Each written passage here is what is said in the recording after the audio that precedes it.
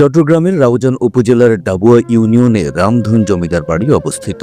এটি একটি ঐতিহ্যবাহী জমিদার বাড়ি যা কালের সাক্ষী হিসেবে আজও টিকে আছে। জমিদার বাড়িটিতে একসময় জমিদারদের বসবাসের জন্য বাসভবন, প্রবেশদ্বার, কাছারি ঘর, নাচঘর এবং শিব মন্দির ছিল। এছাড়াও এখানে একটি বিশাল পুকুর ও দিঘি রয়েছে। 1957 সালে জমিদার বাড়িটি বন্ধ করে দেয়া হয়। এটি ব্রিটিশ শাসনামলে নির্মিত হয়েছিল এবং জমিদারদের আবাসস্থল ছিল। রামধন জমিদার বাড়িটি বর্তমানে জরাজীর্ণ অবস্থায় রয়েছে, তবে এর ঐতিহাসিক গুরুত্ব ও স্থাপত্য আজও দর্শকদের মুগ্ধ করে।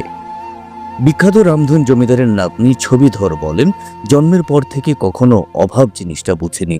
যে জমিদার বাড়িতে শতাধিক কর্মচারী নিয়োজিত থাকত, সেই বাড়িতে এখন শুধুই অভাব অনটন। কষ্টের এদিন দেখতে হবে তা কখনো কল্পনা করেনি। কিভাবে যে কি হয়ে গেল, যোগ করেন বৃদ্ধা ছবিধর। অপূর্ব কারুকাজের বিশাল ভবনটি এখন জীর্ণশীর্ণ। গেট থেকে শুরু করে ভবনের দেয়ালগুলোর পরতে পরতে সৌন্দর্যের ছোঁয়া। ইতিহাস ও ঐতিহ্যের সাক্ষী হয়ে দাঁড়িয়ে থাকা এই ভবন এলাকাবাসীর কাছে ধরের বাড়ি নামে পরিচিত। খোঁজ নিয়ে জানা যায়, রাউজানের বিভিন্ন স্থানে ব্রিটিশ আমলে জমিদারদের বিচরণ ছিল। তাদের মধ্যে একজন রামধন জমিদার। চট্টগ্রাম জেলার বিভিন্ন স্থানে তার ছিল বিপুল পরিমাণ জায়গা জমি। প্রচার আছে তাদের ছিল রূপার থালা, বালতি, চায়ের কেটলি সহ বিপুল স্বর্ণালংকার।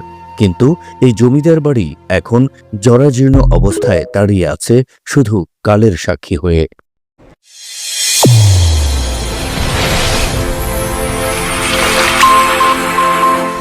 নিউজ 20 হৃদয়ের স্পন্দন।